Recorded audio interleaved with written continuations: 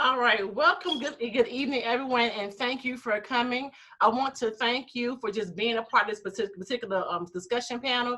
This is our second national discussion panel, and it is called Black Vision 2020. It is called that because I wanted to pay attention to and focus in on the issues that plague our Black and Brown communities, specifically in this era of racism and over-policing, and now talking about the new form of inclusion that has been abruptly thrust upon society through the George Floyd, through the Breonna Taylors, and the things that have been happening in our communities. I want to focus in on Black vision. Where were we in the past? Where are we now? And where are we going moving forward as Black and Brown communities in America? So with that being said, I want you to say your truth, speak your truth, stand in your truth, and let our viewers and those in our communities know what we need to do to move forward, not only in our communities, but in education. We will soon be moving back into our school buildings after the summer. And I want to focus in on 2020 vision, preparing our children for what is to come in this new era, as well as our parents and our Black church in the community. So I want to start off first by having some introductions. We have a panel here that is beautiful and that is skilled and that is talented. And I want to first start off with some introductions. And I want to start off first with Mr. Wideman. Can you please tell us who you are, where you're from, and what you bring to the table to this discussion? Good evening, everyone. My name is Jonathan Wideman. I am an educational administrator. I worked in the public sector as well as the charter and private, so I have years of experience in all three of those fields, and just knowledge and expertise of how to navigate through. My passion, of course, is SEL, social emotional learning, and ensuring that our students, especially students of colors, they have mentors and they have those resources to be successful in life. Thank you so much, John. I want to make a plug in and say, while you're not speaking, please mute your microphone so that we can hear every speaker clearly. So thank you so much, John, and welcome to our discussion panel. And thank you for your skill set and knowledge that you're going to share with us this evening. My second guest is going to be Stacie Armstead from Norfolk, Virginia. Stacie, take it away with your introduction. Hi, everyone. My name is Stacie Armstead. I am a administrator for a comprehensive high school in Norfolk, Virginia. I have 21 years of experience in education with an emphasis on urban education. I do have quite a bit of community work with the NAACP, as well as building and establishing girl organizations to build self-esteem. And so my emphasis also is in science background. And so with that being said, I'm so honored to be here today, and thank you, Ms. Hampton, for inviting me again. Thank you, Stacie. I do appreciate it. Stacie and John were also a part of our first discussion panel, as well as Ms. Red, so thank you. So our next guest is going to be Anthony Williams. Please give us your introductions and your background, Anthony. My name is Anthony Williams. I'm an educator. Also, a big advocate in the community, within our community. Just a big advocate of brown kids that like us, trying to make a positive impact on their lives. I've been in education for a little while, a little bit of experience, but I'm just here to try to see what we can do for our community. Welcome, Anthony. Thank you so much for bringing us and lending us your expertise. My next guest will be Bishop Joseph R. Cobbs. Take it away, Joseph. Bishop. Hey, I am Pastor Cobbs, Bishop Cobbs. I'm a senior pastor here in the Winston-Salem area. I'm a young pastor, so my heart goes out to our Black brothers, our young Black ladies, and I also want to thank Dr. Hampton, Ms. Hampton, for allowing me to be a part of this wonderful discussion, and I look forward to everything. Thank you, Bishop. Bishop will represent our millennials and also our faith-based ministries in this discussion today. And our next guest will be LaShonda Red Harley. LaShonda, please tell us a little bit about yourself and your background, please. Yes, thank you, Dr. Hampton. My name is LaShonda Red, and I am an educator. I've been in education for about 18 years, and I specialize mostly in the alternative settings and those settings that teachers find challenging. I'm that one. I'm that person that will take them in, love on them, caress them, tell them that they're beautiful, tell them that they're strong, handsome, you got it going on. I'm that one. I just want to say that in this day and time, it's kind of rough for our young folks, and I hope that with us coming together and on this panel that we can have some ideas to help our community and help the future leaders of tomorrow. Great, LaShonda. And I also have a special guest on the line. Her name is Nicole Renaud. Nicole is a parent out of Cabarrus County. And Nicole, if you can, and if you're able to just speak, can you please give us a little bit about your background really quickly, please, Nicole?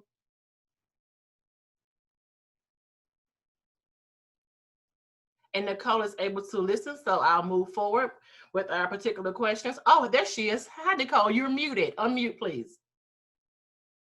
Unmute. I live in Cabarrus County. I am a registered nurse, and I am happy to be a part of this discussion today.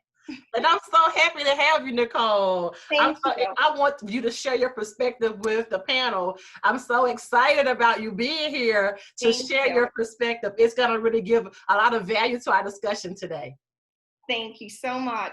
Thank you so much. So again, this discussion panel was gathered to also give strategies to our Black and Brown students and parents, but to also be an informational tool for the community, to understand the impact of what is happening in our community and how it impacts our learners, and to also to discuss the role of millennials and the Black church and our move towards equality in our community. So I want to start off with the first question, and I want to just make sure that we all are muted when we're not speaking, and that we all add value to the conversation after the presenter has presented their question. So the first question, John, as we look into COVID-19 and how it has impacted education so far in our learning modalities, how do you think our special population, specifically minority students, EC students, would adapt to the new virtual environment or having to go back to school in the late schedule in October and fall? That's a loaded question. And of course, I found so many things when I was doing my research, as it's different for every state and every county at this point. We have so much conflicting information. We don't have a national plan. It's every state governor that's making decisions, and then the decisions of the governor, they're giving it to the local LEAs, which is the school districts. And you have charter schools that don't want to do what the school districts are doing. So we have this conflict. I know in Florida, our governor is saying we will start school on time because he said it's imperative for the economy to continue to boost. So his goal focuses again on the economy. And of course, he's like, parents can't be at home with their kids and kids need to be at school. So in Florida, I know we're starting on time, but again, because the numbers have went up, now this conversation is being backpedaled. Places like Miami, which is a hot spot, places Oviedo, Florida is another hot spot because everybody's coming here for the theme parks and the beaches. So we saw those increases in numbers.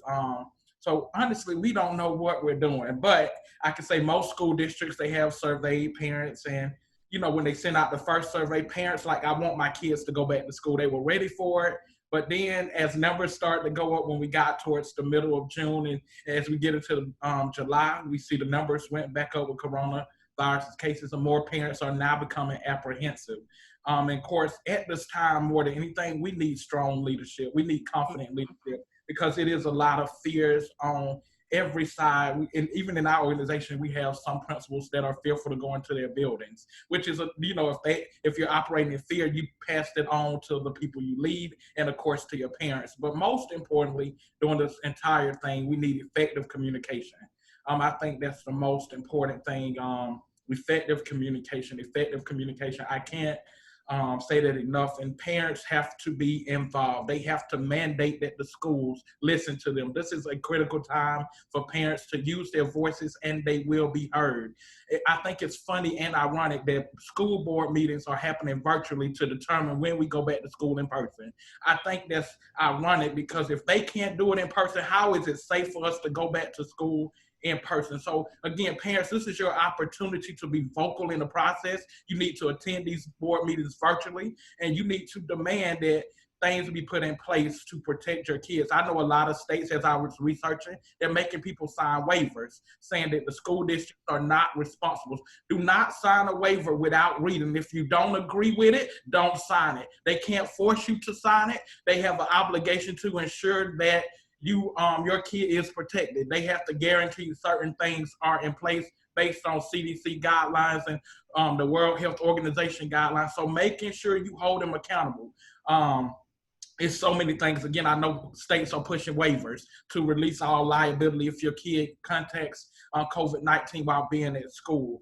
So parents, pay attention. Again, you do not have to sign those waivers if you don't agree. But also parents, you need to be involved in the process. You need to show up again to those virtual school board meetings. It is imperative that you show up and that you voice your concerns. If you don't voice your concerns, you will not be heard, and you have to go with the consensus of the majority. And again, oftentimes we are not the consensus of the majority because we are not there. So again, I'm going to urge you to make sure that you are at those meetings, because not only are you affected, your kid is affected. So you have to be an advocate for your kids, for your family, and for our future generations. If you don't do it, who will? So I'm calling parents to action. I'm challenging you to action, actually. As far as our special education students, laws are still in place through IDEA. I know Betsy DeVos is trying to appeal it, and her party and her the people that's working for her, leading the Department of Education on the national level. Again, parents, it is so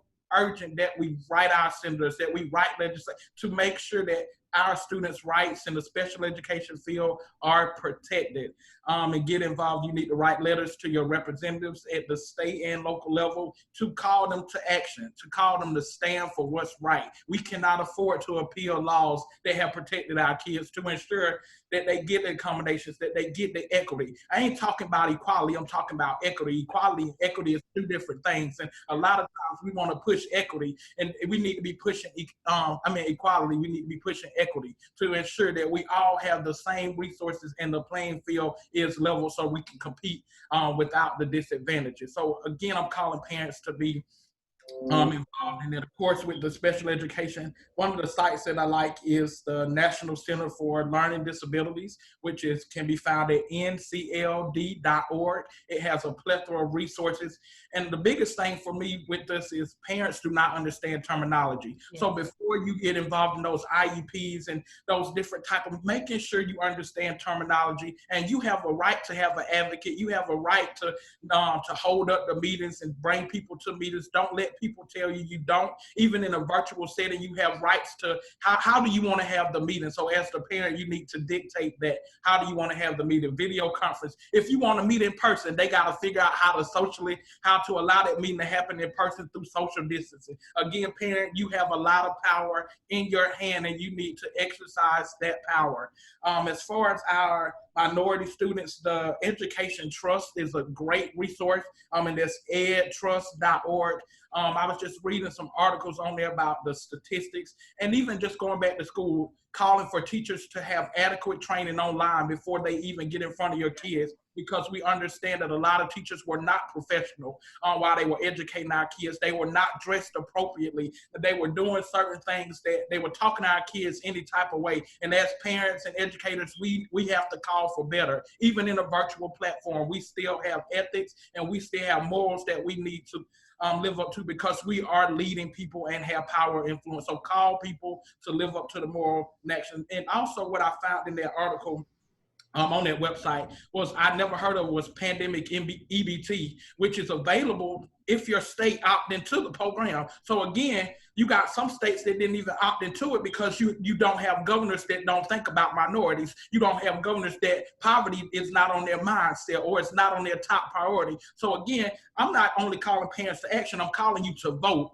because at the end of the day, a lot of the stuff is tied to voting. We got people in office that do not look like us, that are dictating how things are.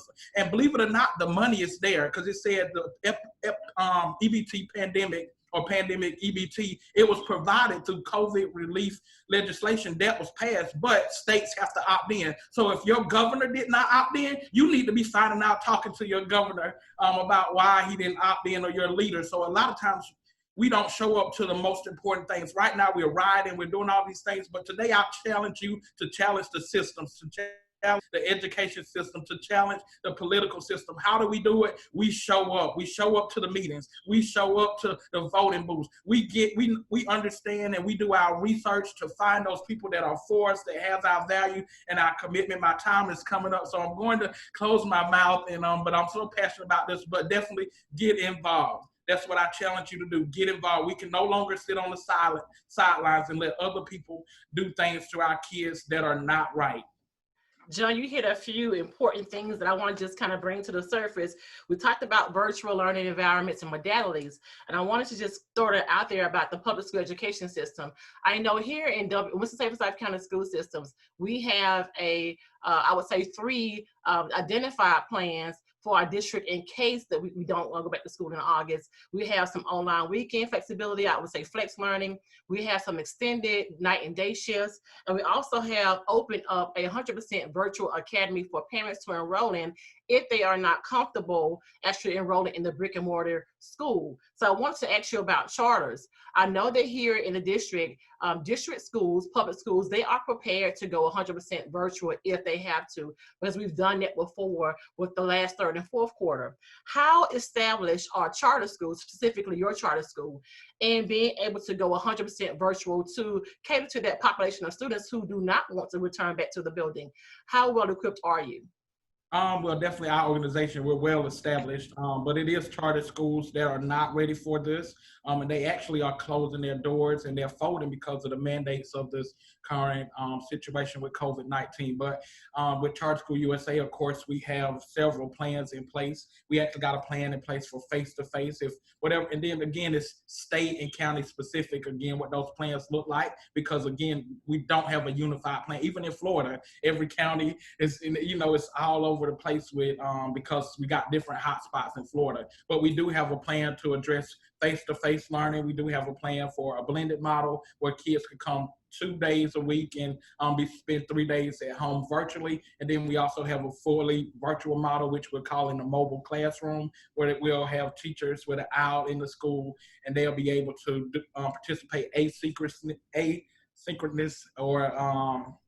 or they can participate whenever they want to, watching the video replays. But we do have those, and we're using different platforms such as Edgenuity to do the virtual learning for our students as well, of course. And then in Florida, we do have the Florida virtual school system. If parents do not trust that, they can definitely go to that. All right, awesome. Thank you for your thorough analysis of that particular discussion question. I want to also tie in, John, you talked about just equity in education, which is going to be our next topic of discussion, but just thinking about the equity education and thinking about parents needing and having to be active in their students' education despite the grade level, whether it's kindergarten, 3rd grade, 12th grade, parents need to be active and engaged in their students' learning. So I want to go over to Stacie now, John, talking about equity education, Stacie. Our normal way of educating our students, it has changed. Our new normal has shifted. And with that being said, with the transition of our society to diversity and inclusion, dealing with the over-policing, the murders of George Floyd, Breonna Taylor, Sandra Bland, how do we move forward with our students and training their mindsets to be one that is not also open but tolerant and aware? How do we focus in on education and making sure that systematic racism does not impact our students and teachers of color mindsets, Stacie? Well, first of all, I want to say to John, very, very powerful to start us off. And some of the key things that he mentioned, I have to briefly reiterate before I go into, because some of the things he said will tie into what I want to mention today. That number one, he talked about strong leadership. He talked about effective communication, advocacy. He talked about having adequate teacher training. And the key that really stands out to the question that was proposed to me is that the majority of the people making the decisions and the majority of the people who are teaching our children who look like us don't look like us. And so I do want to share with you and everyone else very quickly. Can you all see this? Can you see it? Is it showing up? Did it show? No, I can't see anything. It didn't show up? Okay, hold on, here it is. Okay. We can see it now, Stacie. Okay, wonderful. And so the part of what we have going on is when you ask the question, how do we prepare our students for this new shift? Well, the first thing is we have to have the right people sitting at the table. And so with this, based on the Center for American Progress, their data indicates that only 17% of the teaching workforce represents teachers who are not non-Hispanic white. And that within the next 10 to 12 years, the nation's public schools student body will not have a clear racial or ethnic majority, which means the majority of schools will be of students of color.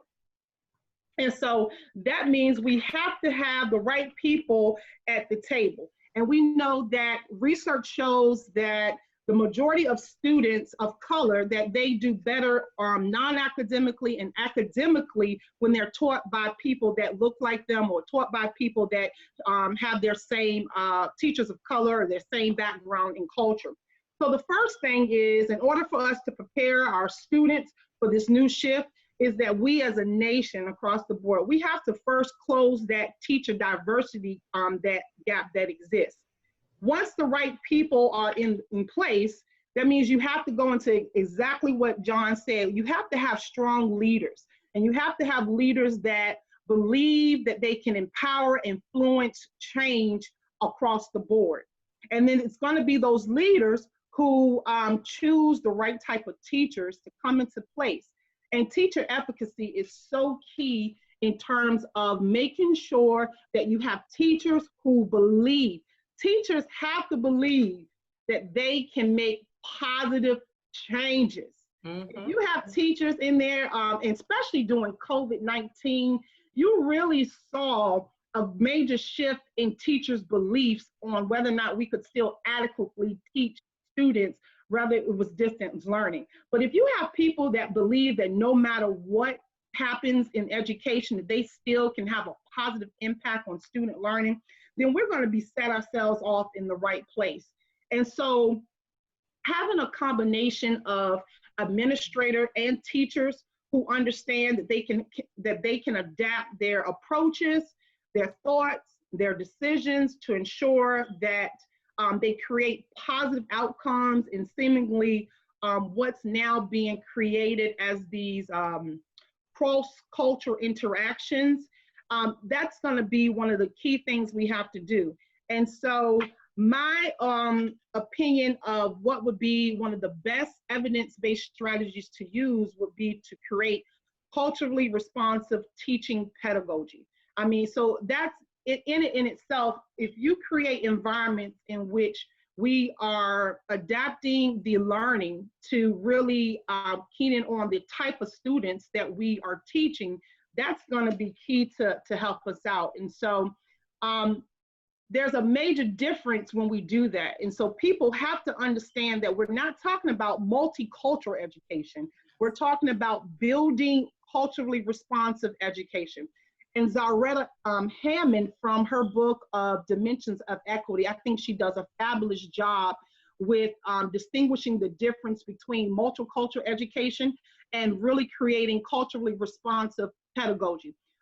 In this, culturally responsive pedagogy focuses on improving the capacity of diverse students who have been marginalized educationally. Along with culturally responsive pedagogy, we find that it centers around the effective and cognitive aspects of teacher and learning. So when you talk about wanting to create environments where you can get that critical thinking and that rigor, it's the culture responsive pedagogy that can be able to do that. Along with that, instead of when you're looking at that culture responsive teaching, you're looking at concerns as it builds with resilience and academic mindset. And so my key word that I love about that is that mindset, is that we have to begin to teach our children to have that growth mindset so that they can survive and they can be able to make those changes, and not only have the parents become advocates for themselves, but we have to teach our kids to become advocates for themselves. And so having a cultural responsive environment will be able to do this. So looking also further at other things is that, you know, the definition of cultural responsive, what does that mean? Is that, of course, having a cultural responsive environment, you're going to be focusing on that prior knowledge and experience of the background of the kids. It frames of references. It has that ethnical diversity to students to make learning encounters more relevant and effective for them to learn. And so in doing so, when you emphasize and you ask where to begin teaching students to be inclusive, changing the mindsets of white parents, white students, and the white stakeholders, we're gonna have to make sure that we also examine the school setting to make sure that it is ready to create a culturally responsive learning environment. And that starts with the leaders. And Annette Woolfolk, she does a fabulous job. She's done a fabulous job in research on leadership's perceptions on building culturally responsive teaching, as well as teacher efficacy and teacher responsiveness to creating culturally responsive learning environments, because as a result of that, some benefits behind the cultural responsive teaching is that, one, it's going to eliminate racial and cultural discrimination by emphasizing on diversity and cultural responsive classrooms. And another concept that comes out of that is, and I know a key buzzword now is restorative justice. And so from that, that's going to help really mend some of the relationships that have been distorted over the years based on people making poor decisions based on what they think that our kids need, because we haven't set aside the time to really get to understand the culture or really connect with students by building those relationships. Also, building those culturally responsive learning environments, we're going to improve that student to student as well as that student-teacher interaction and collaboration. It's going to pave the way for personalized learning. I mean, we talk about that so much when we talk about specially designed instruction for special education students. But in doing so, we have to be able to do that for the whole group. And it also is going to encourage that social emotional learning aspect. And so to the right of the screen, we see, and I don't know how much time we have left, but we see that by building the cultural responsive learning environments, we have that inclusion that you asked about, and how does that learning experience contribute to the development of our community of learners. And so I like that, because cultural responsiveness means that we have to stay connected to the community, and we have to know what's going on and be willing to shift our strategies as things are changing outside of our community as well. It really lends itself towards the attitude, that personal relevance. How is it what we're teaching? How is it relevant to what's going on in the community, as well as to the students that we're teaching and the learners who are seeking to have a better understanding of where they fit at in our community as a whole, and the meaning behind it. How does this learning experience engage participants to be challenged? They want to be challenged in the learning. Students don't want to come to school and do the worksheet. Students don't want to come to school and have the answers being told to them. They want us to challenge them in their ways of thinking and be innovative in our practices when we do so. And then the level of competency. How does the learning experience create an understanding that participants are becoming more effective in their learning, and they want to have that authentic learning situations to the real world experience in doing so. And so as a result, believe it or not, by building these cultural responsive learning environments, you're gonna have positive perspectives on parents and their families. You're gonna be able to have high communication expectations, exactly some of the things that John already talked about. We're gonna be able to have the learning within the context of the culture.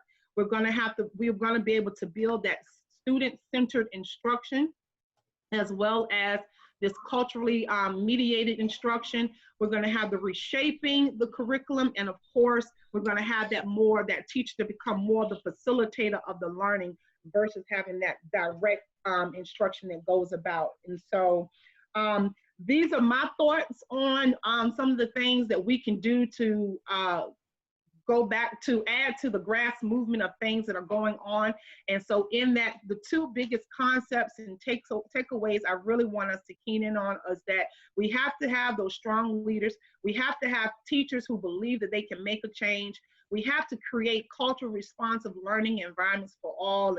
And in that, you're going to get that chance to do those restorative justice practices. And with that, we'll be able to make a better positive connections with families in our community. Thank you, Stacie. That was very loaded and very informative.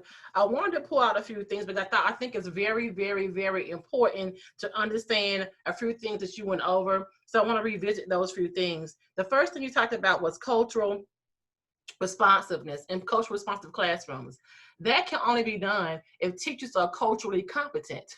So therefore, like John said, there has to be training in cultural competency so we can have culturally responsive classrooms. So I think that goes hand in hand. I mean, our parents also need diversity and inclusion training, because when those students come home with those culturally competent ideas, the parents have to be able to support that type of learning. So I do think that the training for parents is very essential to creating a cycle. And I say a cycle because it's a wheel from student to teacher to parent. The community is a cycle of diversity and inclusion. It breeds to me more inclusion than tolerance, because inclusion is very much more different than tolerance. So I just want to make sure we key in on that cultural responsive classroom.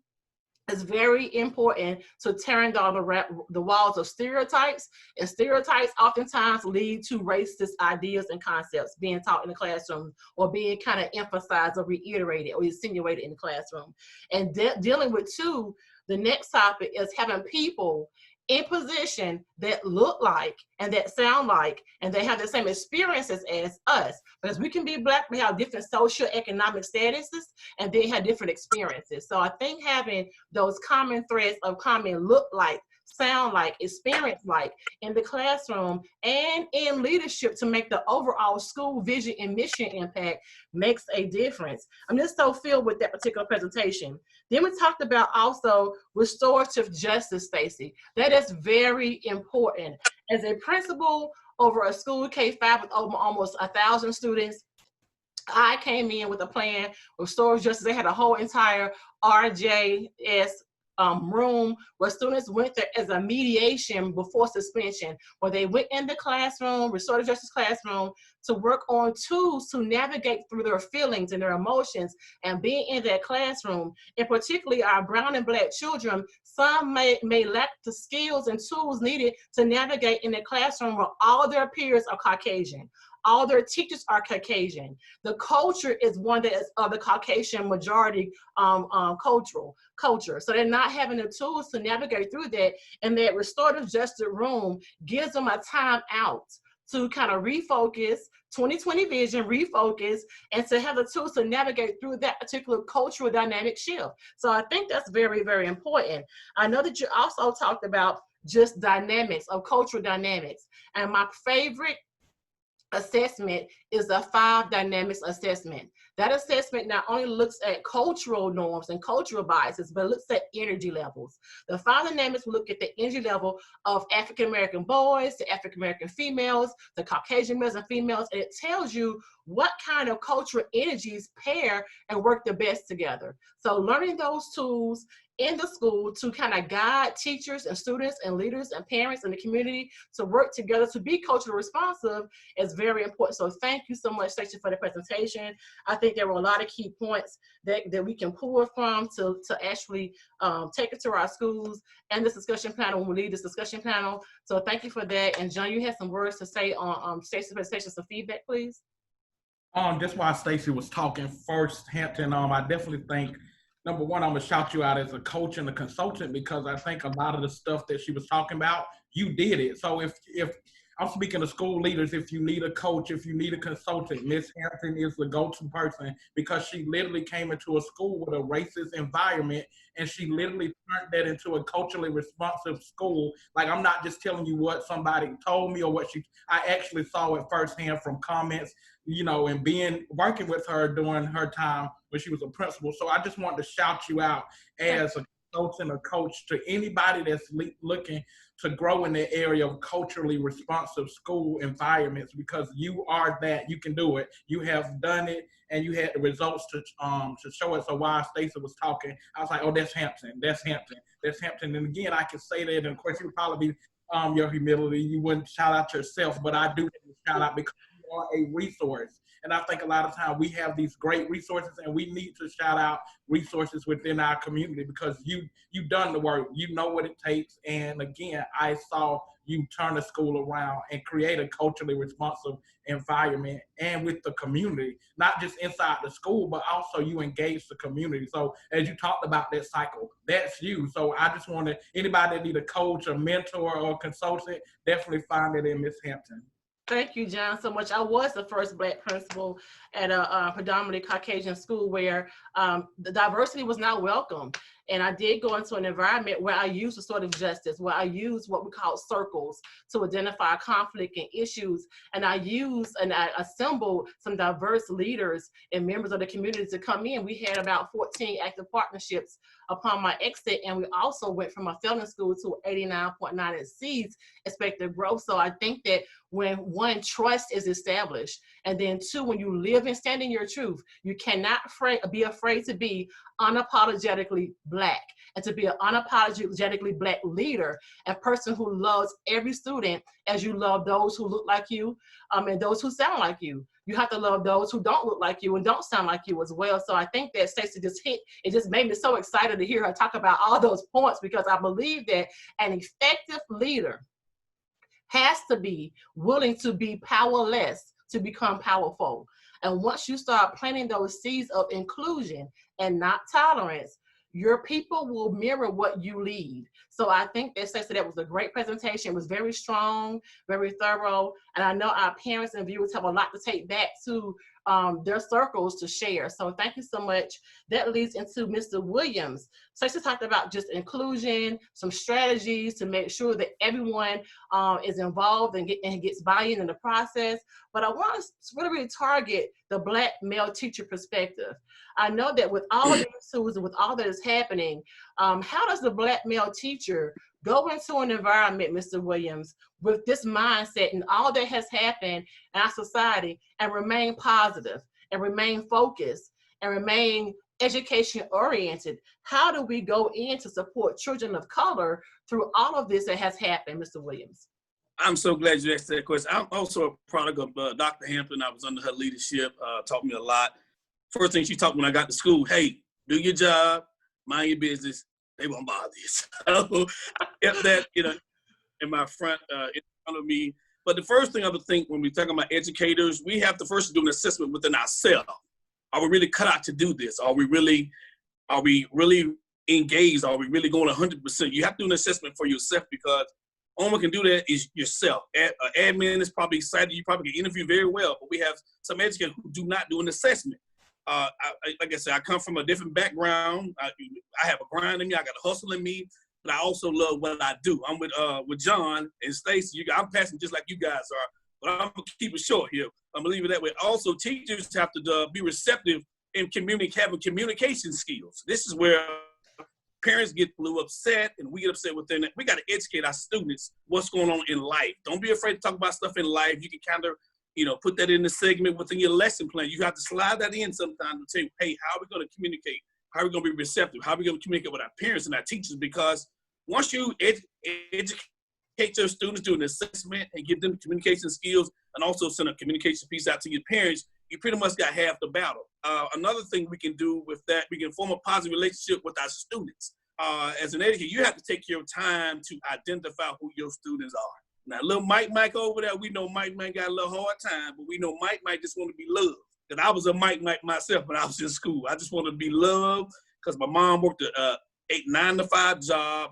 She worked hard, but we went to our other school. You want to be safe. Only way you feel safe in school if you have a positive relationship, professional relationship with your teacher and your advocates within the school. Another thing we do have to instill and educate a positive mindset within our community and our classroom and within the workforce. Form a partnership with these big fortune companies, Wells Fargo, Bank of America, First Citizen Bank. Go to the Boys and Girls Club, because they look just like us. We have people in that position who look just like us, who has the knowledge also to come and teach us how to become adults. Because that's the number one thing we'll teach our kids, to be successful, also be a positive, a great, awesome student, an adult. When you get older, they can teach us fundamental skills and a framework all at the same time. I would say this local small businesses always are looking to partnership with schools. We got dentist offices now looking to form partnerships, barbershops when they come to do haircuts. That gives you a positive relationship within the community, also with your parents and teachers, and also we can also win at the same time. Last thing you have to do, students have to ask questions. And I'm like John says, you got to ask questions. Just like parents, it's okay to ask questions. Don't be, we don't want to cause any trouble, but we need to have knowledge of what we're doing, what we're asking, because so many times we ask a student to do something, we don't have clues sometimes. So we have to be educated to give a student an opportunity to ask the question. Raise your hand, as I always tell them, hey, this Q&A right here, so let's understand, because you have to take the time to listen to a student. And I think as educators, we don't do a good job of doing it. So when we do all of these factors, I think we'll form a better relationship within the classroom, with the students, and within our community. Thank you, Anthony Williams. I wanted to focus in on communication skills. I want to ask you, how does a Black male teacher go back into the classroom in August, October, whenever they go back, and how do they navigate the waters of having all Caucasian staff and addressing issues and advocating for Black students without being offensive? How do we go in, Black male teachers, with a different mindset to be that advocate for students, brown and Black students? How do they navigate those waters? Yeah, first of all, you can't be afraid.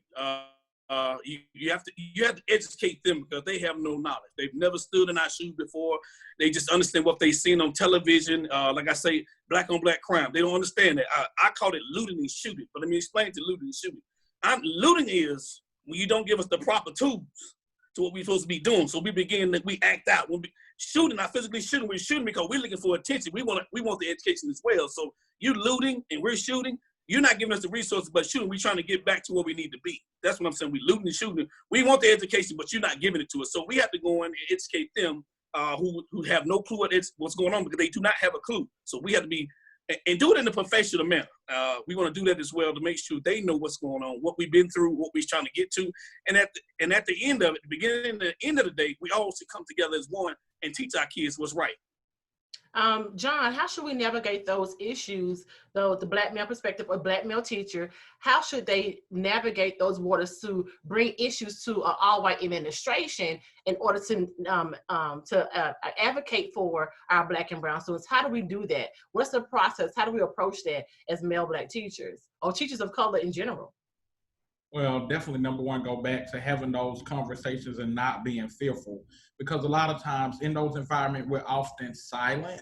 I can speak from experience when I worked in a county that it was a Black teacher and I was the only Black administrator out of about 60 staff members. And again, it was certain things that were happening. Of course, people, and if they were ignorant to it, but if you don't speak up for it, people think it's okay. So definitely not being silent, those opportunities. But then too, also knowing your rights and know how to navigate through those conversations. And if you don't know how to, reach out to the district resources. Sometimes you go to outside resources, and it's great to have those mentors outside of the building that can help you out in those times. And I remember even being a teacher, just a teacher of color, sometimes we become labeled as the disciplinarian, and don't allow that role to be stuck to us as males, especially. You can handle that kid, and people used to say that, but we're more than disciplinarians, and I think we have to let them know we're not just the slave masters or the taskmasters. We actually are educated. We got the same qualifications to do the job. We went through the same trainings that you did. So I think I'll go with you and teach you what I can do, mentor those people that need help to become effective in discipline, but don't allow that disciplinarian stereotype to be associated with you. I think we have to go back to what he said was definitely teaching. Because it's important. And then too, what we won't stand for. I do think we live in a time now that we can demand some things, which is really great. And in a professional manner. I think it goes back. We can demand some things in a professional manner, and people will listen to us, because now I think stuff is beginning to shift in our favor. So we do have to take advantage of those opportunities, but definitely do it in a professional manner. Thank you, Mr. Williams. That was a very important topic. You pulled out that communication, that learning how to communicate, Black male teachers learning how to be professional and plan and have things on point. That was very, very important. So I thank you for the discussion. Also about being open and receptive, Mr. Williams. That's very important. Not always being offended, so that you can take things in and grow and teach our students how to grow. So thank you for your presentation. That leads us to our millennial, Bishop Cobbs, who's going to tell us in this day and age, what are the young people thinking, Mr. Bishop Cobbs, and what is the impact of the church? Where is the Black church? I haven't seen many of the Black churches doing anything outside of giving pizza and sandwiches to the community. So tell me, first of all, what are young people thinking? And then two, where is the Black church? Dr. Hampton, Ms. Hampton, I do want to say thank you for allowing me to be on this live. I do want to share with everybody that's on this live. Ms. Hampton, as wonderful as she is, she was my 7th grade teacher at Mineral Springs Elementary School many years ago. Not that many years ago. Not that many. But she is a powerful woman. She's excellent. She's awesome. There's just a lot more that I can say about her. I love her as a person. I love her as a teacher. And one point in my life, I loved her as a supervisor. Yeah. And so she is just an excellent individual. But just to answer, I'm not going to be on here long. I do appreciate Mr. John and Stacie and Brother Anthony. I want to thank God for each and every one of you. I do know Mr. Anthony as well, and he's a positive man, wonderful man also. But I do want to share the mindset of our young millennials, our young men, our young women. I come from a family. My mom has 8 children. 6 of us are boys, and I have 2 sisters, and I do have 2 little brothers that fall in as being within this particular generation, and the mindset of the millennials now, I feel that their mindset, their thinking is that they're having to prove a point. They're having to prove a point. There are several things I want to talk about, but one of the things I feel that they have to prove a point as it comes to from our gentlemen. I want to talk from our gentlemen. They have to prove a point when it comes to them being a man. They feel as though that they have to do certain things to prove themselves as being masculine, or have to prove themselves to of where they come from, what hood they're representing, what gang that they're representing. You know, I just feel that they're the mindset of our millennials, and I'm not saying all millennials. I'm not saying all millennials, because you do have some that are focused on education. They're focused on obtaining degrees. They're focusing on wanting to have a family. Some are focusing on wanting to have children and all of that. But you do have some millennials that focus on the fact that what they see, they have to respond in that manner. You know, if someone do me wrong, I have to do them wrong. Someone yell at me, I have to yell at them. Someone treat me wrong, I got to treat them wrong. And it's just, I feel now that what Ms. Hampton said, an effective leader has to be powerless to be powerful. Just as the word of God says, I feel as though that we have to be weak so God can be strong. And I feel that the mindset of the millennial need to come to a place where they understand that we don't have to have the mindset that people are pushing us around. We don't have to have the mindset that people are doing us wrong, or the mindset of people are walking over us, because most of the times being silent or not responding to everything in a negative way puts us in a place where we're winning.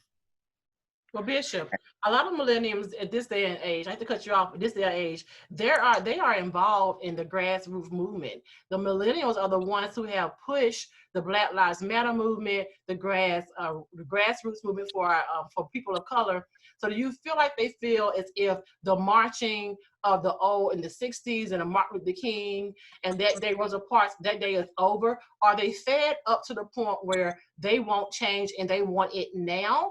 By seeing them being more other people on the forefront and the ones of us in our 40s and 50s and 60s being in the background. What do you feel they are fed up with at this particular time and era? I feel that they're fed up with the fact that they won't change. I think they're fed up with the fact that they are tired of our Black men being killed, and there's nothing being done immediately. I do feel that they're fed up with the injustice with our Black people getting killed, but if a Black person do something, they immediately are going sentenced to prison for this X amount of years. But when the Caucasian does something to our Black community, nothing is done right away. You have to go through the investigation, all this stuff. So I do feel that they're fed up with the fact that no, if the Caucasian do something to the Black do something to the Caucasian, that they look for equality. Okay, we matter too. Equal justice. So with that being said, I see a lot of the small groups of millennials moving in concert in small clusters and then building out bigger movements and rallies. So with that being said, I want to piggyback to the second part of the question. If that is what is being done, and we see in the media that young people are now being more activist than ever, and they want change and they want it now.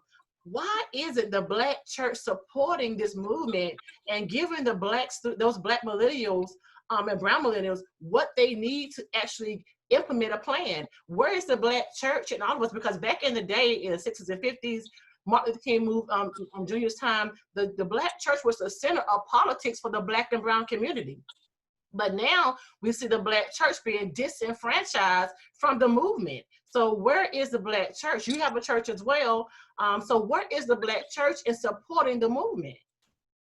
And a lot of conversation with other Black pastors, even here in our local, within our city, a lot of pastors have shared that they don't want to take and mix politics with their religion. Well, that's interesting to me because Jesus was a politician.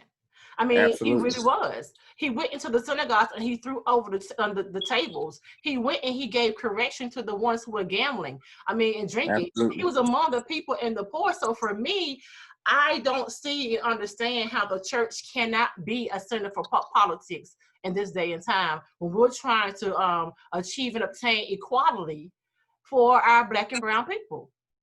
John, I'm sorry, Pastor Bishop. John, you have a question? Jesus, and of course, it said that he will bear the government on his shoulders. Absolutely. We have to get back to, I think the reason why that movement in the 50s is so powerful, because they had a prophetic voice leading it. Absolutely. Churches, what happens now, because the churches they have their 501c3 exempt status, and a lot of times people don't want to quit that. If we want to be honest, people want to put themselves in jeopardy of losing money from the federal government, so we submit to people. Should not be, and we close our doors. And then to be honest, politicians have corrupted the church with the backdoor deals. Not all of them, but sometimes they have deals with these politicians that if I say this against them, I'm going to lose endorsements.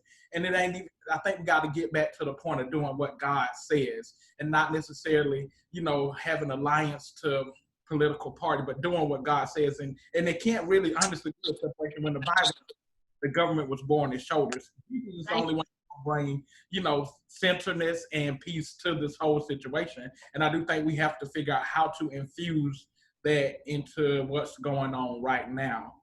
Thank you so much, John. Stacie?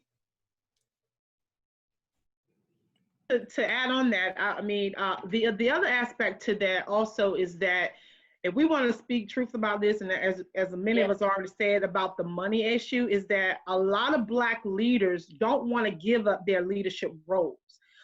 So what we have failed to do is the generation from the Martin Luther King and Malcolm X generation, and this is just me talking, they have failed to build with it a generation of leaders who can stand in their spots, because people don't want to give that leadership role up, as it may be tied to a position of power. With position of power, there comes money, you can decide what can be done in your communities. And so in my area, I found out that looking at the demographics of the city in which I live in, only 26% of the people in my city have a college degree. You're talking about that we have a population of over 1 million people, and only 26% of my community in Norfolk have a college degree, which means then that you have the same people making the same decisions over and over and over again. Yeah. And if those individuals don't reach to our millennium group and say, hey, I realize times are changing. I realize that I am not the voice to reach that particular audience that needs to be reached. So I'm going to coach you through to take over my spot. You're going to have that gap that we're seeking, which is exactly why Bishop was right, is that people in church don't want to mix politics with their religion. But let's talk about it. Really, that's just an excuse. That's an easy way out to, and no disrespect to anyone on this panel, but that's just an easy excuse to get away from what needs to be done in our communities as it relates to education, housing, economics, things that are going to really impact the Black community. And so with that in itself, you know, our last discussion, I actually mentioned that I was the youth advisor for the NAACP. If you picked it up this time, I didn't mention that. You know why? Because I realized that I was no longer the face nor the voice to do what needed to be done to support our young people. So I am so proud to announce that just recently, last month, I gave up that role. I am coaching the new young lady in its role. Her name is Loren Jones. She is on fire for what's going on. She will be the better approach for the voice to reach this group that I realized that I couldn't reach. And with that, in that leadership role, and I'm saying this for all people, that doesn't mean that you still can't be an effective leader. That doesn't mean that you still weren't good at what you've done for the community. Good leaders have to recognize when you have reached your point to make a change, and you have to find someone else or another organization to join with you to help you to continue in that goal. And so a lot of the things that Bishop was talking about, the reason why that there's that gap there is, for me, is because people are afraid, Black people are afraid of other Black people coming in to take over roles and leadership positions that they've held. And so with that, if we don't even begin to, and Ms. Hampton, Dr. Hampton, you mentioned yourself, we don't have trust within our own community, how are we going to now have these other communities say, come in and this is what we need and this is what we demanding, when they can pinpoint and say, okay, but how am I going to come in and support you all when, what have your churches done for your communities? What have your local organizations, all of your Black sororities, fraternities, Masons, and all of these other groups that indicate that they've done things for the Black community, when indeed you haven't built or asked things to help us to continue on with the legacy of the so many leaders that have helped support our Black communities to get us to this position. And so that's my little Thank you so much. No, you did. You said it really, really, really great. I mean, you and Bishop and John, and I know Mr. Williams had his hand raised as well, but we have to say, where's the Black church and where are our Black leaders? There has been a disconnect between the 50s and the 60s and the 2000s. I know Nicole can attest that I called the NAACP several times. I joined online and I asked for someone to call me back. No one ever returned my call. I reached out to the president, the vice president, email, nothing. It's cricket. So we do need to make sure that we are not only leading, but we're training the next generation of leaders. And that comes down to my next question. I'm gonna get you after Ms. Red, Mr. Williams. Ms. Red's question: how do we, in this generation and in this time, how do we raise quality Black boys to become impactful Black men who can lead? How do we develop and grow as mothers and as fathers, Black strong males in this particular generation, in this era? Ms. Red? Well, the first thing I would possibly say, God first. It has to be God in the center of everything, in my opinion. I know that one of the greatest fears for my boys right now is dealing with people that do not look like us, but they perceive all Black boys, Black and brown boys, as the same. Everybody's household is different, and everybody teaches their children differently. However, you have to understand where everybody comes from. There's always that socioeconomic standpoint that you can see different eras and different socioeconomic households. You're gonna have your poor, you're gonna have your middle class, you're gonna have your affluent, you're gonna have your rich, you're gonna have schools the same way. Your poor schools, your middle class schools, your affluent schools, where all the money goes to.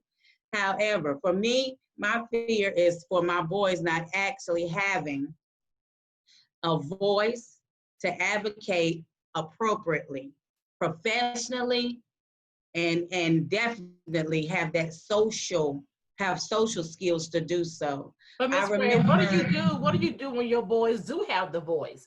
Your student does have the aptitude and ability to relay their thoughts in a professional or respectful manner. What happens when they have that voice and they have that training, but still their voice is disregarded? I've taught my boys to definitely, in an early age, to advocate for themselves. And I told them to be persistent, to persevere. I think a lot of us don't have any perseverance, and then if it doesn't happen right then and there, we just let it go. But for a parent and for our educators and for our church leaders, we need to teach perseverance. Dr. Martin Luther King, he was perseverant. He did it over and over and over again until he saw change. And because we have some people and some young folks that want it right then and there, the microwave age and beyond, they want it right then and there. They don't want to see it 5 months from there. They don't want to see it 5 weeks. They want to see it 5 minutes. In 5 minutes, I better see some action. But I need for young people to understand that if you persevere in the end, it's gonna be all right. And Ms. Red, I don't want to cut you off but you said something that was really important about having a voice to advocate for yourself and being and having perseverance. That's very important. I want to kind of mingle your conversation with Nicole's conversation, because her conversation is exactly what you are saying. Her child did everything right.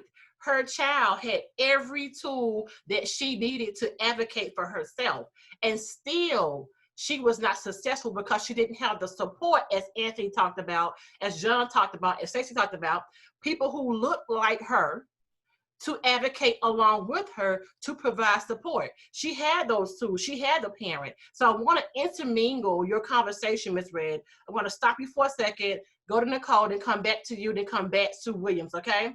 Nicole, can you please give us your perspective so Ms. Red can see your perspective, and she can kind of give feedback on that, please.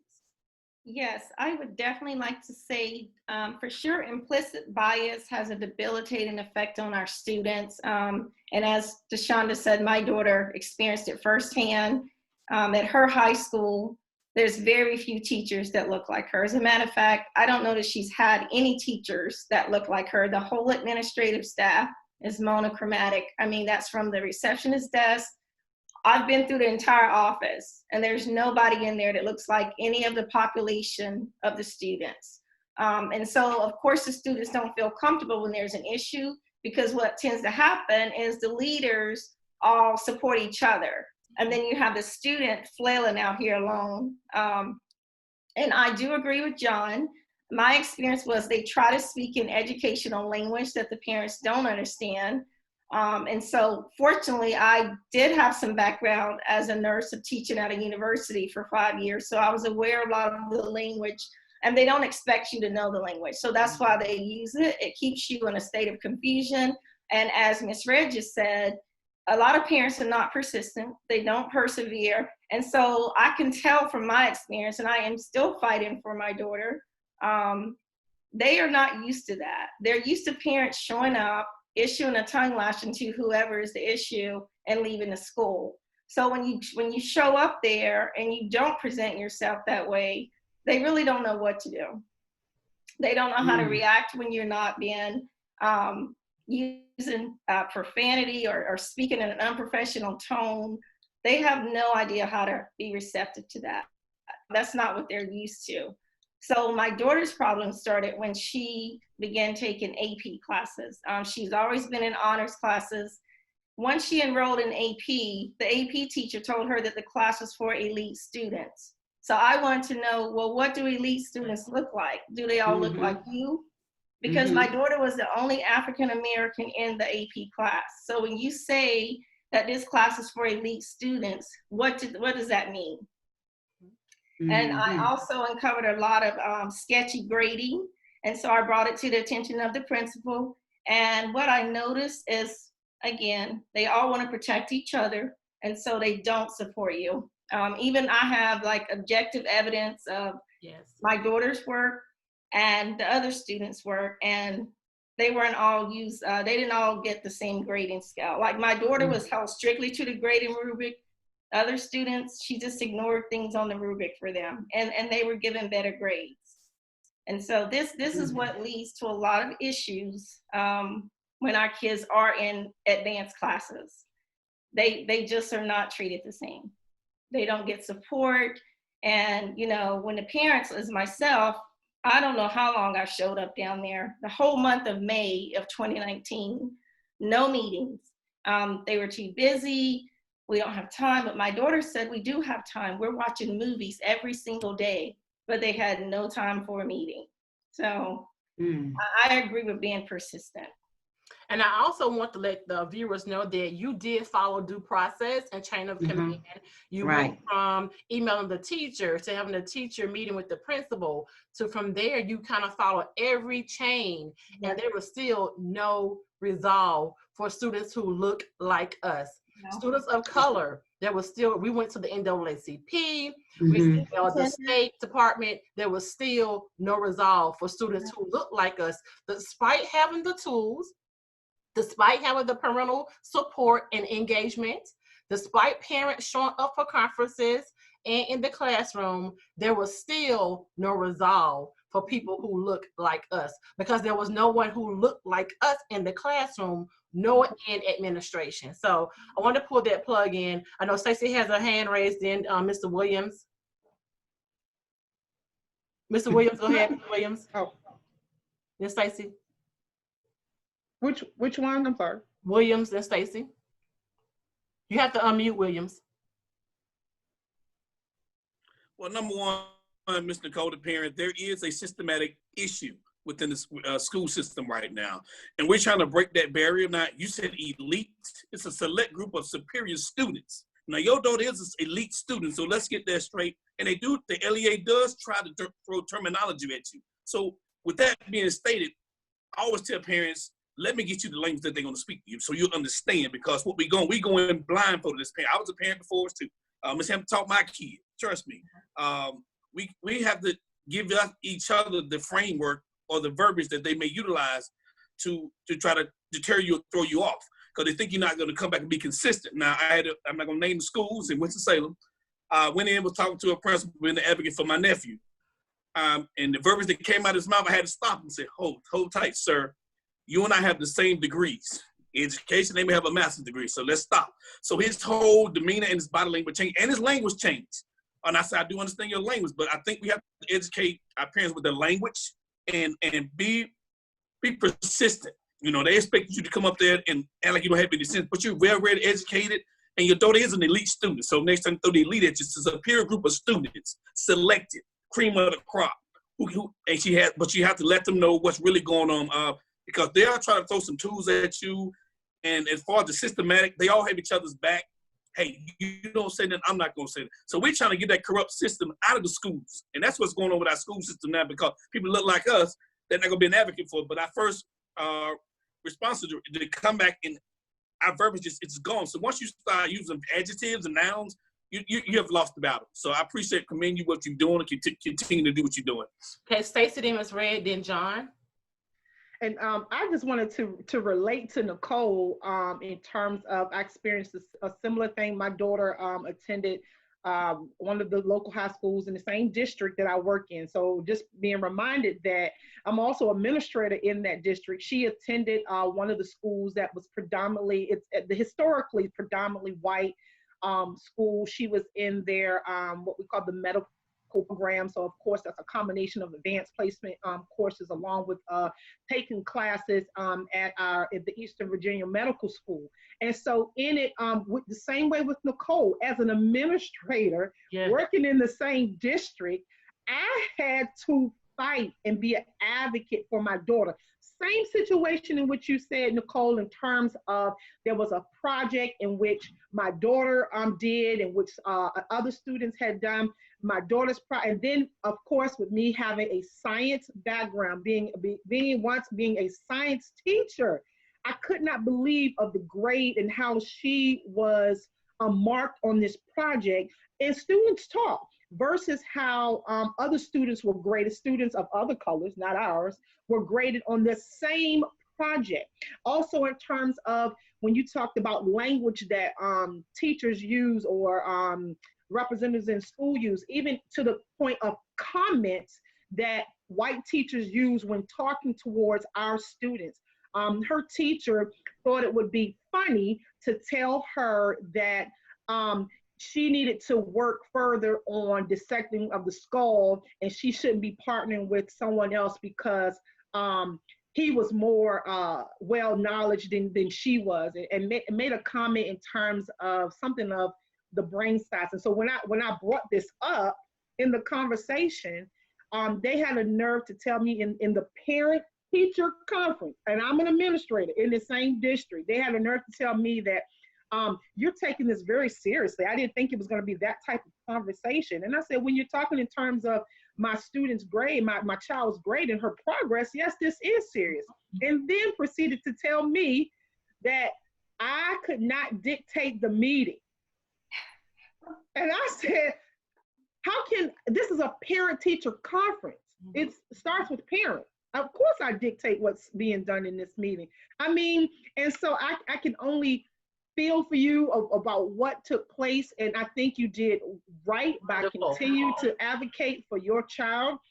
And just know that it doesn't just happen for you. It happens for administrators who are Black, who have their kids in the same district. So I wanted to share that with you just to let you know that it's not just sometimes a parent against administrators. It's a Black parent trying to advocate for their elite child, and more so than their own, because we know that our children who really do have the knowledge and the standpoint to be in those courses, whereas their kids are just sometimes put in those classes based on just their looks alone, that our kids are equally competitive, if not more than what we encounter. And so my heart goes out to you. Please continue to advocate. As we as Black administrators, we tend to advocate for our own children, plus the rights of, others. And so it's just an all the way around process. Thank you for allowing me to share that. Okay, thank you, Stacie. Ms. Red? And I also wanted to add that, Nicole, I hate that you had to go through that and that you're still possibly going through that. I know at one of our schools here in Winston-Salem, it was something similar to where there was a child, and this child was given a book, and the book was telling of the KKK history, and that she was mandated to read this book, and this student said, "I'm not reading that book." So then the teacher proceeded on to tell the student to go out of his classroom, and then he said, "Well, read this poem." And the poem was titled, "I Am a Nobody." So once that was done, she immediately got to the office and requested, "I must talk to my mother." Mother called pastor, pastor called NAACP, NAACP called the superintendent. Then 2 words were said: discrimination lawsuit. We may do that. After that was done, teacher was on leave, book was thrown out, not to be brought back to that school, and it was not to be read in the system, period. So stay persistent. And the discrimination lawsuit has to be an option, then that may be your answer. Yes, I think it is, Ms. Red. So thank you for sharing that as well. I think that as parents, we are persistent, and sometimes we become sometimes tired of the fight, but we can never become weary in our fight, because your win is the next person of color's victory. So always be persistent. John? Yeah, definitely, Nicole. I'm sorry you had to go through that as an administrator. But I was similar situation with one of my coworkers who's at my school. Her daughter goes to another county across the county lines, and she's in high school. She was a senior in the nursing program, taking her last course. And of course, it wasn't that many Black people in the nursing program at the high school. All of them would get to the last course, and for some reason, they would drop out. They had a gatekeeper in the course that was teaching the course.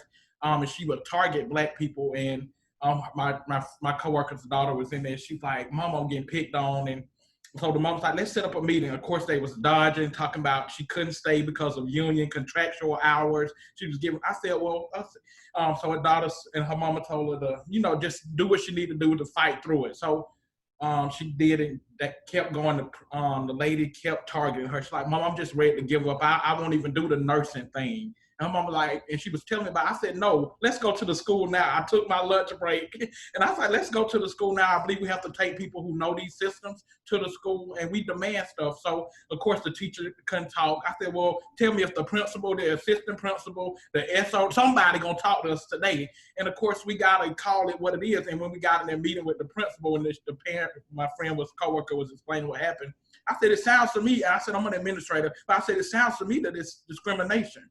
And when I said that, his whole demeanor, he's like, "Oh, we can set up a meeting tomorrow morning. We can get to the root of it." But I do think we have to use the language. We have to call out stuff. And 2, we have to use the language and put it in writing. I told my coworker to follow up with the email and to tag the principal and the teacher in it, to have a meeting about discrimination practices that's going on in your classroom. And once we did, it was like her daughter didn't have any more problems. And again, we use the language, which we shouldn't have to use the language, but we need to call stuff what it really is. And if we don't get help there, we got the media. Nobody wants the media at their school. So media loves discrimination stuff. So if you have to go to that extreme, go to the extreme, invite the media to the school, write an article, put them on blast, because at the end of the day, like Hampton said, if we don't do it, then who will do it for the next person? If we don't stop, it has to stop somebody. Somebody got to be the first to stop it. So if your daughter, I hate that your daughter, but she can set a standard that no other Black kid will have to go through this. And through it all, like we fight. And of course, if you have to go through the legal ways, you have to do that as well, because it is rights. Go through Title IX. And a lot of times parents don't know these these Title IXs, and they don't know these different avenues. So make sure we're educated in what to go. I always tell people, never go to the school by yourself, and also whatever your conversation is, make sure you email it, make sure you use those words in email, make sure you're tracking the conversation, because I had a person say, if it's not written, it didn't happen. And sometimes people can twist your words, but when you got black and white, that's a whole nother story. So you can make sure you got an email trail or some type of written communication trail that will support what's going on, because that's where we lose the battle. We don't do a good job of documenting. We don't do a good job of follow through. So definitely continue to stay persistent in the fight and document, and continue to go through the various avenues. And again, a lot of people don't use media, but media nowadays is another source that gets results. And making sure, again, we call stuff what it is. That is exactly correct. Documentation is so key. As administrators, we all know that, and as teachers, we have to document all the time. And if you don't document time, date, who was there, who was present, and also have conversations in the midst of those who can serve as witnesses, sometimes that also helps. So thank you so much, Nicole, for sharing your experience. I think you've got a plethora of information here to take that to digest and work through with your family to support your daughter. So thank you so much for sharing. I want to kind of wrap it up a little bit. We talked about so many different things. We were given tools to navigate through these waters. At this time, we'll be seeking inclusion instead of tolerance. We're giving specific terminology and terms and communications of how to communicate with administration and how to support our Black and brown students throughout this. But I want to wrap up. We've talked about so many different tools and plans. And I think this is an issue for me, particularly with this particular Black Lives Matter movement, with this moving forward. We're still a lot of demonstrations. We're still a lot of people protesting and walking, but we don't have a strategic plan, nor do we have an ask. And one thing that I liked about Oprah Winfrey's talk about 2 or 3 weeks ago, she asked the question, what is our Black and brown ask? After we've marched, after we've discussed, after we have the tools and a plan, what do we want from this? So I'm gonna simply ask each participant to tell me, what should be our acts? What should Black and brown people at the end of this, when talking about equity, inclusion, talking about things, support for our students in education, and eliminating discrimination across the board for our students in education, what is our acts, John? What should we be asking for? And should there be a timeline to our acts? I definitely think it should definitely be a timeline, and it has to be now within the next couple months, especially by November. My biggest thing is we need to have representation at those places, such as the school board, on local and in the town meetings, the local mayors, governors, the national level. I think we do need to have representation that look like us, that understand our issues. And I go back to the school board for education. A lot of those seats might be coming up in this November. They are elected officials, hold them accountable. Like the Baton Rouge video that went viral where that man called out Connie, which that's important because you got somebody who don't care that's sitting on a board of education that influences a county's education system. They control what our kids are being educated with, the curriculums, the resources. So it's really a call to action, and it has to happen before this year is over. So preferably in November, we should be seeing some shifts. We should be seeing some, but that only happens if we get out and we challenge the system. We use our voting rights. Again, challenging the education system. Upseat those school board members that are not doing what they said they were doing. Vote them out of office. Those local politicians, those mayors, the city council, those elections matter too. A lot of times we get so caught up in the presidential, this Trump versus Biden, that we miss the ones that really affect us the most. The local level, the state level, those really do matter the most because they affect us directly. The other ones indirectly, but those, so I would definitely say it starts now. We need to see change definitely by November. All right, Stacie, again, what should be our acts of Black and brown people? And should there be a timeline? And if so, when? When is the timeline up? And what should we do if those demands are not met? I think that John started off with the right people to begin to target, which is you have to, we have to make sure that people are voting, and they have to understand the importance of the local elections in terms of school board members, city council members, and mayors. the things that I think that we should be asking for is, and I have to tie this back again with what I led with, is about that culture responsive approach. You have to look around your community, find out what is it that your community needs. What type of programs will better support your community as a whole? So while we're so happy and thankful that people and removing monuments, why not ask for a program or another building to support your community in replace of that? So when we're asking for things to be removed, make sure that you ask for other things to be replaced that's going to support your community as a whole. And so again, you have to have places that people can become educated, whether it's inside the schoolhouse or outside the schoolhouse. You have to make sure that when we're talking about the Black and brown communities, that most of us live in poverty-stricken areas. And so we have to make sure that people have affordable housing. We have to make sure that people have things that they can reach out to, like look in your community. Is there a local grocery store that people of color can attend? And does that grocery store have the things that would be fresh products and things of that nature? Are there close by clinics that our community could benefit from, that health aspect? So again, my thing is, should there be a time on that? I think there should be phases for that. And I think that they should be monitored in a process to make sure that in at least anywhere between the next 5 up to 20 years, that some of these things in phases should be done. And we should make sure that, again, the right people of color have a seat at the table, so that when those discussions are happening in the beginning, that we're there right from the get-go. And another powerful piece are your civic leads. Your civic leads, if they're strong, they should be already having things to say to their local city council members. So again, those things for the community and the schools can be put into place as we're asking for things to be removed and revisited.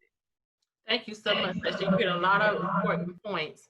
Now I'm going to go over to Williams. Williams, what is our ask and what do we need right now? The biggest thing is we need to have students leading this act.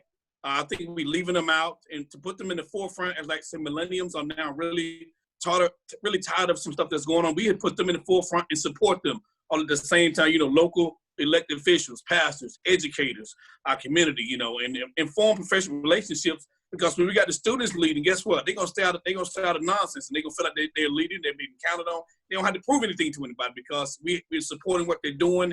And once we support what they're doing, this act is gonna go in a great way. And I like the way Stacie put it. I have 5 phases this thing. Phase 1, phase 2, phase 3. And once you get to the phase 5, I guess we have a big old act and everything will be in right. And you have a big support system. Thank you so much, Williams. Red, I wanted to talk to you about, our ask, but how do we include diversity into our acts? What are some things we can do to ensure that there are diverse leaders involved in this process? And should there be a time limit on when we start this inclusion process? Definitely a time limit. I do agree with Stacie and Williams as well. I think that idea of the phases, as even with COVID-19, we have our phase 1, 2, and 3. I think we should have phases as well. I was looking more of a time limit between 1 to 5 years versus 5 to 20. Also, with some of the diversity, some of the leaders that we do have in place right now, such as your governors and your city leaders, even down to the sheriff's department, police department, those Black and brown faces, they have to get the trust back. It's been hard because of the things that have been going on in the nation, but they need to get the trust back, and they need to stand with us, alongside us to show that their camaraderie as well.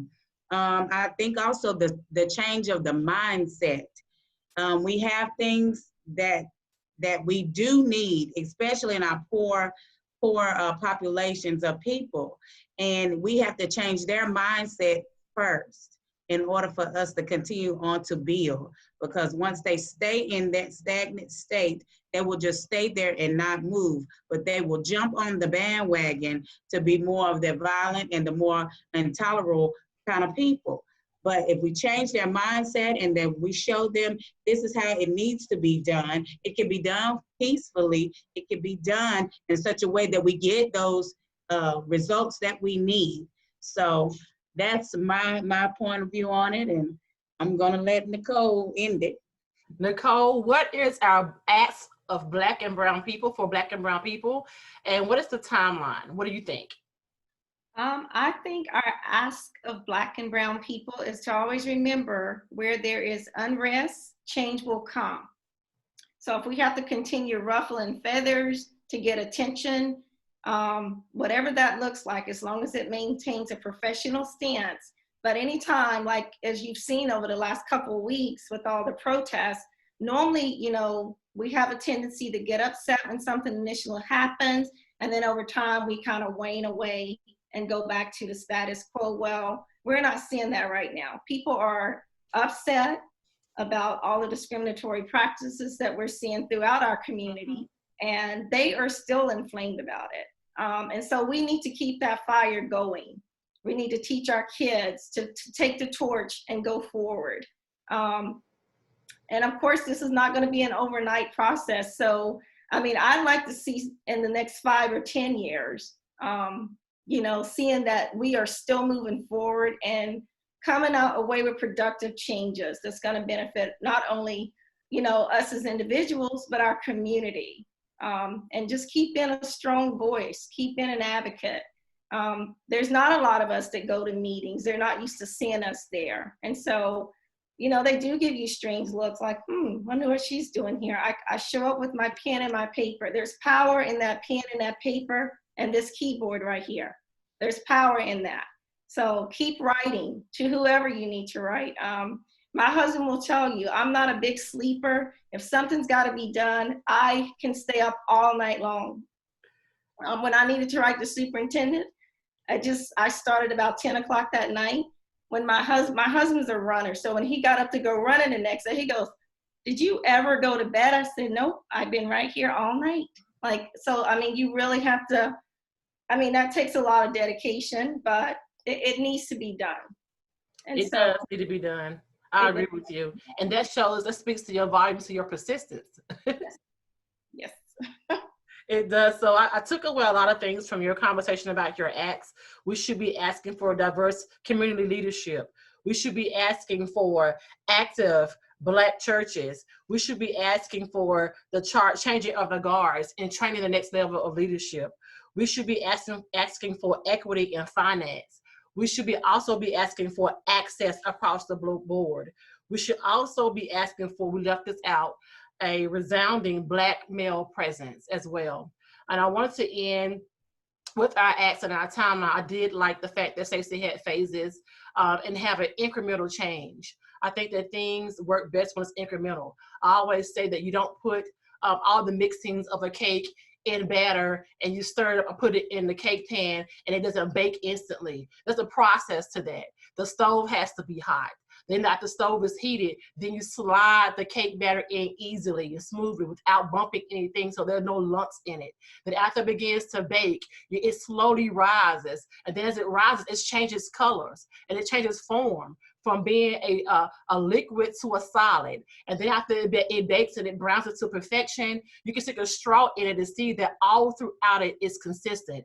And so for us to actually have effective and impactful change, it has to be a slow bake. It has to be where it's browning, it's changing forms, it's changing dimensions, it's shifting, and it's spreading across all platforms. So we have to be able to be patient, persistent, and resilient. And with that being said, I wanted to read a quote. It says, as you become more clear about who you really are, you'll be better able to decide what is best for you the first time around and every time around. So in order for us to know what's best for us, we as a people have to know who we are and be able to advocate and stand in who we are in our truths. So I want to thank each and every participant for standing in your truth, for sharing your truth, and being persistent and resilient. and giving our viewers and parents the tools they need to succeed and to grow. Thank you so much. Does anybody have any final and last words? Yes, Miss Red.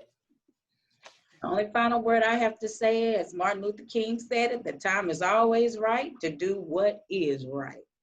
Thank you, Miss Red. Anyone else?